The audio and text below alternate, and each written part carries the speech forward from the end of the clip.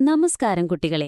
ഇന്ന് നമ്മൾ പഠിക്കാൻ പോകുന്നത് ഒരു സാധാരണക്കാരിയായ പെൺകുട്ടി എങ്ങനെയാണ് സമൂഹത്തിൽ വലിയ മാറ്റങ്ങൾ കൊണ്ടുവന്നത് എന്നതിനെക്കുറിച്ചാണ്. ഷഹീൻ മിസ്ത്രി എന്ന സാമൂഹിക പ്രവർത്തകയുടെ ജീവിതത്തിലൂടെയാണ് നമ്മൾ കടന്നുപോകുന്നത്. ഈ പാഠഭാഗത്തിന്റെ പേര് DD എന്നാണ്. ബാല്യം മുതൽ സ്വപ്നങ്ങൾ വരെ. ഷഹീൻ ഒരു സാധാരണ വീട്ടിലാണ് ജനിച്ചത്. എന്നാൽ അച്ഛൻ ഒരു ബാങ്കർ ആയിരുന്നതിനാൽ അവർക്ക് പല രാജ്യങ്ങളിലായി താമസിക്കേണ്ടി വന്നു. Lebanon, Greece, Saudi Arabia, Indonesia, America എന്നിവിടങ്ങളിലെല്ലാം ഷഹീൻ വളർന്നു.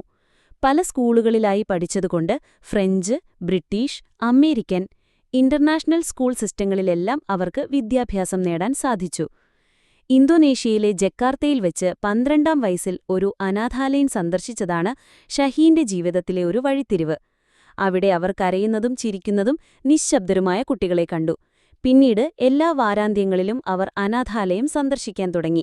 അതുപോലെ മുംബൈയിൽ അവധിക്കാലം ചെലവഴിക്കുമ്പോൾ അന്ധവിദ്യാലയത്തിൽ വോളണ്ടിയറായി പ്രവർത്തിച്ചിരുന്നു. ഈ അവധിക്കാലങ്ങളിലാണ് ഷഹീൻ ജീവിതത്തിലെ വലിയ അസമത്വങ്ങൾ കാണാൻ തുടങ്ങിയത്. AC കാറിൽ യാത്ര ചെയ്യുമ്പോൾ തെരുവിൽ ഭിക്ഷ യാചിക്കുന്ന കുട്ടികളെ അവർ കണ്ടു. ഒരു സുഹൃത്തിന്റെ പാർട്ടിയിൽ ഭക്ഷണം പാഴാക്കുന്നതും അതേസമയം റോഡരികിൽ ഒരു സ്ത്രീ തന്റെ കുടുംബത്തിനായി കുറഞ്ഞ അളവിൽ ഭക്ഷണം വിളമ്പുന്നതും ഷഹീൻ ശ്രദ്ധിച്ചു. ഈ അനുഭവങ്ങൾ മുംബൈയിലെ ചേരികളെ നഗരത്തിന്റെ ഭാഗമായി കാണാൻ അവരെ പ്രേരിപ്പിച്ചു. വ്യത്യസ്തരായ ആളുകളുടെ ജീവിതത്തിൽ നിലനിൽക്കുന്ന ഈ അന്തരങ്ങൾ ഡിസ്പാരിറ്റി ഷഹീൻ തിരിച്ചറിഞ്ഞു. ജീവിത ലക്ഷ്യം കണ്ടെത്തുന്നു. 1989-ൽ മുംബൈയിലെ ട്രാഫിക് സിഗ്നലിൽ വെച്ച് ഭിക്ഷയാചിക്കുന്ന 3 കുട്ടികളെ കണ്ടപ്പോൾ തന്റെ ജീവിതത്തിന് കൂടുതൽ അർത്ഥമുണ്ടാകണമെങ്കിൽ ഇന്ത്യയിൽ തങ്ങണമെന്ന് ഷഹീൻ തീരുമാനിച്ചു. കുട്ടിക്കാലം മുതൽ താൻ അന്വേഷിച്ചുകൊണ്ടിരുന്ന ജീവിത ലക്ഷ്യത്തിനുള്ള ഉത്തരം ഇന്ത്യ നൽകുന്നതായി അവർക്ക് തോന്നി. കുട്ടികൾക്കു വേണ്ടി എന്തെങ്കിലും ചെയ്യണമെന്ന് അവർ ആഗ്രഹിച്ചു. ബോസ്റ്റണിലേക്ക് തിരികെ പോകാൻ ഒരാഴ്ച മാത്രം ബാക്കിയുള്ളപ്പോൾ ഈ ആഗ്രഹം മാതാപിതാക്കളെ അറിയിച്ചു. മുംബൈയിലെ ഒരു നല്ല കോളേജിൽ പ്രവേശനം നേടണമെന്നും ബിരുദാനന്തര ബിരുദത്തിനായി വിദേശത്ത് പോകണമെന്നുമുള്ള 2 നിബന്ധനകളോടെ അവർക്ക് മാതാപിതാക്കളുടെ സമ്മതം ലഭിച്ചു. ആകാംക്ഷ എന്ന സ്വപ്നം. അങ്ങനെ അഡ്മിഷൻ സമയം അവസാനിച്ചെങ്കിലും ഷഹീൻ സെയിന്റ് സേവിയേഴ്സ് കോളേജിൽ പ്രവേശനം നേടി. അവിടെ പഠിക്കുന്നതിനൊപ്പം തന്നെ മുംബൈയിലെ ചേരികളിൽ കുട്ടികളെ പഠിപ്പിക്കാൻ തുടങ്ങി. ചേരിയിൽ വെച്ച് പരിചയപ്പെട്ട സന്ധ്യ എന്ന പെൺകുട്ടിയുടെ വീട്ടിലായിരുന്നു ആദ്യത്തെ ക്ലാസുകൾ. ഈ കുട്ടികൾ ഷഹീനെ DD എന്ന് സ്നേഹത്തോടെ വിളിച്ചു. ഈ അനുഭവം ഒരു ജീവിതകാലത്തെ ഉത്തരവാദിത്വമായി ഷഹീൻ കണ്ടു. ഇന്ത്യയിൽ പഠിപ്പിക്കാൻ ആളുകളുണ്ടെന്നും ക്ലാസ് റൂമുകളായി ഉപയോഗിക്കാൻ സ്ഥലങ്ങളുണ്ടെന്നും കുട്ടികളെ പഠിപ്പിക്കാൻ ഫണ്ടുണ്ടെന്നും ഷഹീൻ തിരിച്ചറിഞ്ഞു.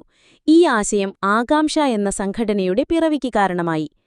ആദ്യത്തെ ആകാംക്ഷ സെന്ററിനായി നഗരത്തിലെ 20ഓളം സ്കൂളുകളെ സമീപിച്ചെങ്കിലും എല്ലാവരും നിസാര കാരണങ്ങൾ പറഞ്ഞു വിസമ്മതിച്ചു.